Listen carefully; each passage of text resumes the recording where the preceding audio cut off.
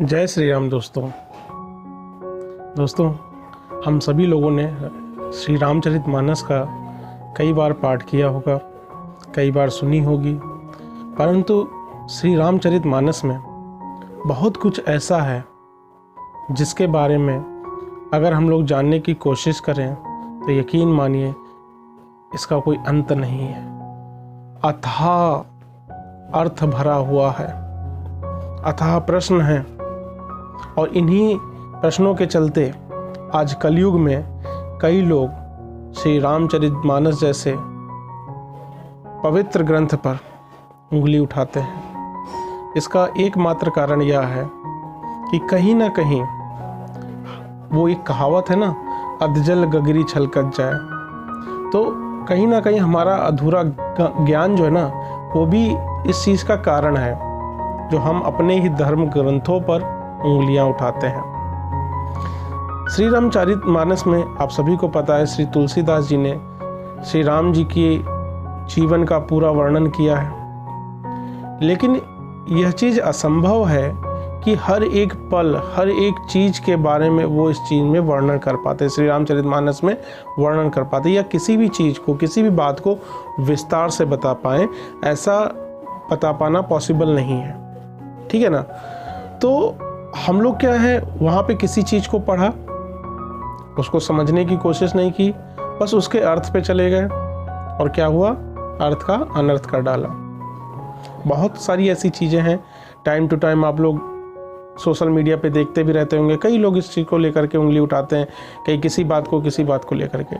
लेकिन अगर आपको श्री रामचरितमानस का सच में अध्ययन करना है तो सबसे पहले आपको एक अच्छा गुरु चाहिए जो आपको आपके हर एक प्रश्न का उचित जवाब दे सके। आज हम ऐसे ही एक चौपाई के बारे में यहाँ पर डिस्कशन करेंगे जो कि कहीं ना कहीं पता नहीं आप लोगों ने कभी इस चीज़ पे ध्यान दिया या नहीं दिया, और हो सकता है आपने ध्यान भी दिया हो, इस चीज़ को आपको पता भी हो। जब सीता माता का पता लगाने के लिए वानर सेना की एक टुकड़ी समुद्र की तरफ जाती है, तो आप सभी को पता है कि वहाँ पर जटायु जी के भाई संपाति जो थे वो एक वहाँ पर गुफा में बैठे हुए थे, और इन लोगों से मुलाकात होती है। और जब आपस में एक दूसरे के बारे में ये लोग बताते हैं, और जब जटायु के बारे में संपाति जी को पता चलता है तो वो बहुत दुखी होते हैं, और वो जटायु जी की भांति ही श्री राम जी की मदद करने के लिए, क्योंकि आप सबको पता है जो संपाति जी थे वो गिद्ध जाति के थे, तो उनकी भी जो दिव्य दृष्टि थी बहुत तेज थी।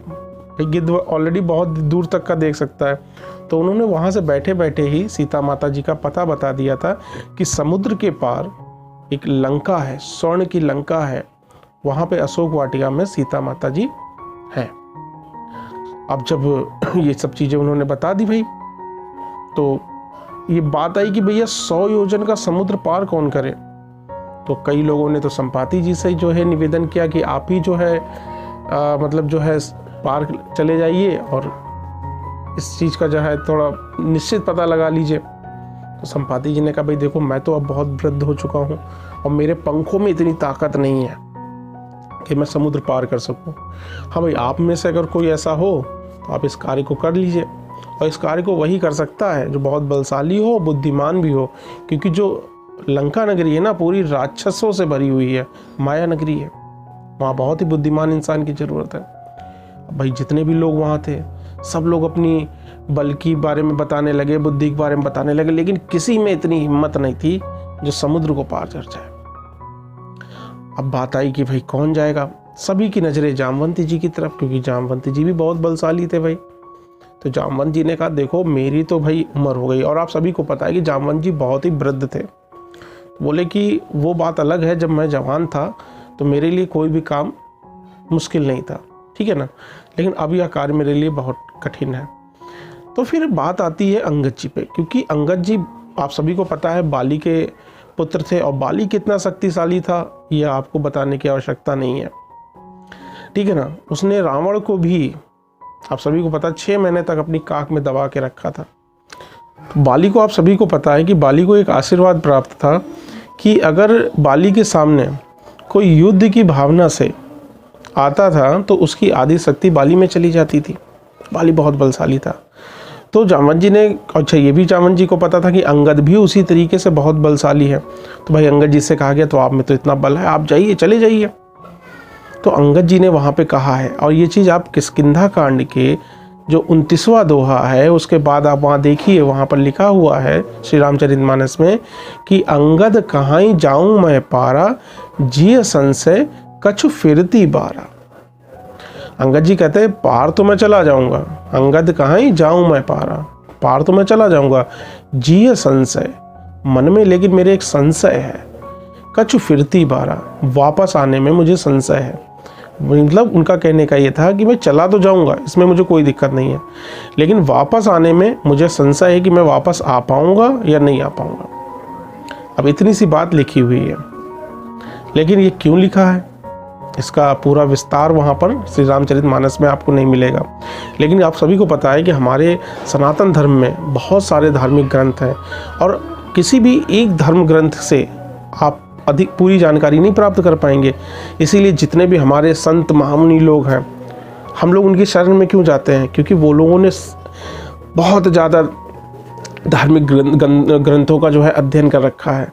इसीलिए तो हम लोग उनकी शरण में जाते हैं ज्ञान प्राप्त करने के लिए, क्योंकि हम लोग तो अपने दैनिक कार्यों में इतने बिजी हैं हमें श्री रामचरितमानस, सुंदरकांड या हनुमान चालीसा तक का जो है पाठ करना या पूजन करने तक का टाइम नहीं है। तो इतने सारे धार्मिक ग्रंथों का अध्ययन कैसे हम करेंगे?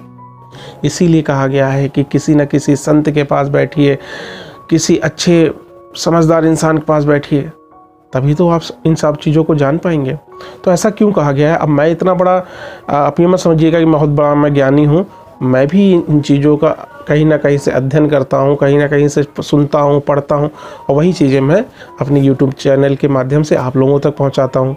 मैं भी कोई बहुत बड़ा धर्म के मामले में इतना बड़ा ज्ञानी नहीं हूँ, लेकिन कोशिश करता हूँ अपने धर्म को समझने की, और इसीलिए मैंने यह यूट्यूब चैनल भी बनाया है, ताकि जो चीज़ें मैं लोगों से, या कई सारे यूट्यूब पे भी आप देखते हैं और अन्य जगहों पे भी है कि बहुत सारे हमारे संत लोग भी अब यूट्यूब पे उनकी आते रहते हैं, प्रवचन आते रहते हैं, उनको सुनता हूँ। उनमें से इस तरीके की अच्छी अच्छी बातें और रोचक जानकारी जो हमें पता होनी चाहिए लेकर के आता हूँ, और अपने इस यूट्यूब चैनल पर उसका कलेक्शन करने की कोशिश करता हूँ, ताकि आप लोग, जो लोग हमसे जुड़े हुए हैं, उन तक भी ये जानकारी पहुँचे।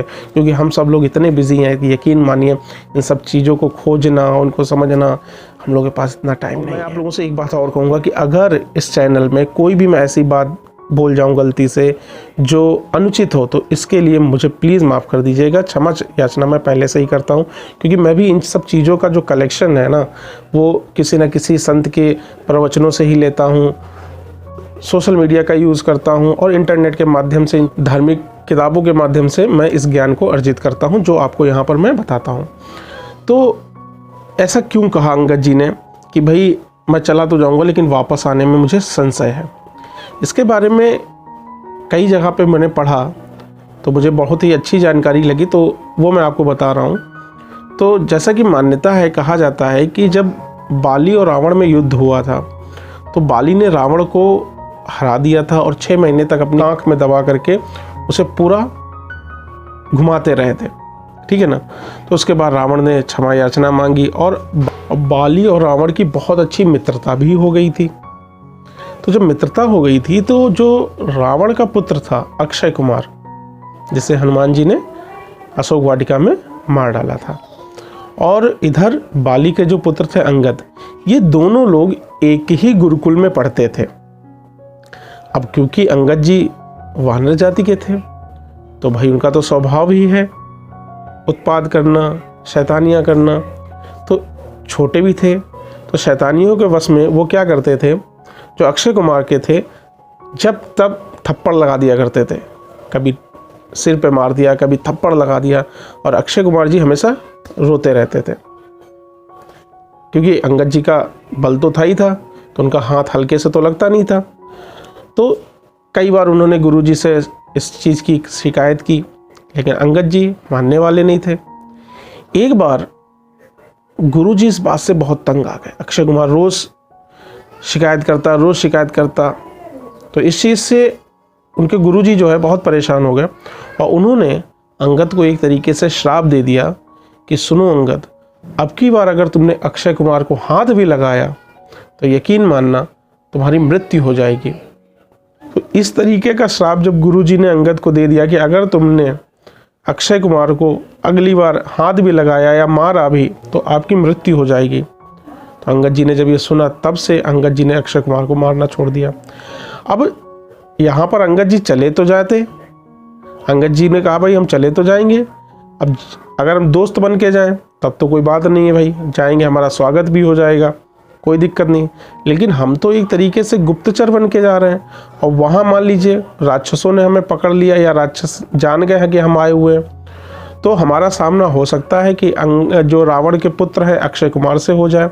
अब जब सामना होगा तो हम तो शत्रु की तरफ से जा रहे हैं, तो हो सकता है हाथापाई हो जाएगी, तो हो सकता है हमारा हाथ भी उठ जाए और अगर हमारा हाथ अक्षय कुमार पर उठ गया तो हमारी मृत्यु निश्चित है। तो इसीलिए जो है अंगद जी ने कहा था कि चला तो मैं जाऊंगा लेकिन वापस आने में मुझे संशय है कि बड़ा मुश्किल है, हो सकता है हमारी हाथापाई हो जाए, मैं उन पर हाथ चला दूं और मेरी वहाँ पे मृत्यु हो जाए, इसलिए मैं वापस नहीं आ पाऊँ। तो ये बात इसलिए ऐसा यहाँ पर श्री रामचरितमानस में तुलसीदास जी ने लिखा है। तो ये मुझे बड़ा रोचक जानकारी लगी, तो इसलिए मैं यह वीडियो भी लेकर के आया। अच्छा, इसके बारे में जब मैंने और थोड़ा खोजबीन की क्या कहाँ तक सच है, तो और कई सारे संतों की मैंने प्रवचन सुने, तो इसके बारे में और भी बताया गया कि जब भाई हनुमान जी इसके बाद जाते हैं, भाई जामवंत जी हनुमान जी को उनकी पावर की, उनकी ताकत की याद दिलाते हैं, तो भाई वो जाते हैं समुद्र पार और जैसा हम सभी को पता है कि किस तरीके से वो सीता माता जी का पता लगाते हैं, फिर सीता माता जी को राम जी की अंगूठी देते हैं और उसके बाद वो उपवन जो था, बगीचा था, उसको उजाड़ देते हैं। अब जब बगीचे को उजाड़ते हैं तो बगीचे के जो रखवाले थे उन पे भी मुष्टि प्रहार करते हैं। आप सबको पता है, हम लोगों ने सुंदरकांड में सब पढ़ रखा है कि मुष्टि प्रहार है तो सब भागे, है ना। तो जब सब भाग, वहाँ के रखवाले देखा अरे भैया बड़ा विशालकाय बंदर आ गया है और पूरी अशोक वाटिका उजाड़ दी है, सब पहुँचे रावण के पास। अब नाम तो किसी को पता नहीं था हनुमान जी का, सिर्फ पता था भाई बहुत विशालकाय वानर आया, कहे भाई राम बहुत ही विशालकाय वानर आया है और पूरी अशोक वाटिका उसने उजाड़ दी है, क्या करना है। अब रावण ने कहा भाई क्या नाम है, कि नाम तो पता नहीं, बड़ा विशालकाय वानर है। अब रावण को हनुमान जी के बारे में तो इससे पहले पता ही नहीं था, सुना ही नहीं था उन्होंने कभी। तो उन्हें सोचा भाई इतना शक्तिशाली कौन हो सकता कि हमारी जो है मायावी नगरी जो है लंका में आए और इतना सारा उत्पात मचा दे। उसने कहा इतनी ताकत तो बाली में थी, लेकिन बाली की तो मृत्यु हो गई। भाई उनके गुप्तचरों ने बताया क्या करके था कि जो है इस तरीके से बाली की मृत्यु हो गई। तो उन्होंने कहा फिर कौन हो सकता है, तो उन्होंने कहा ऐसा तो नहीं ये बाली का पुत्र अंगद हो, क्योंकि वो भी इतना ही बलशाली है। तो रावण ने यही सोचा था कि हाँ भाई ये अंगद ही होंगे, इसीलिए रावण ने सबसे पहले अक्षय कुमार को भेजा। वो मेघनाथ को भी तो भेज सकते थे, आपको याद होगा अक्षय कुमार की मृत्यु के बाद मेघनाथ को ही तो भेजा था रावण ने, तो पहले क्यों नहीं मेघनाथ को भेजा, उन्होंने अक्षय कुमार को ही भेजा था, क्योंकि यह बात वो जानते थे कि गुरुकुल में जो है अंगद को श्राप मिला हुआ है कि वो अक्षय कुमार पे हाथ नहीं उठा सकते। तो अक्षय कुमार को कहा रावण ने कि जाओ बेटा तुम जाओ, ये अंगद ही है। तब जब अक्षय कुमार को भेजा तो वहाँ तो अंगद थे ही नहीं, वहाँ तो हनुमान जी थे। उन्होंने अक्षय कुमार को मार डाला।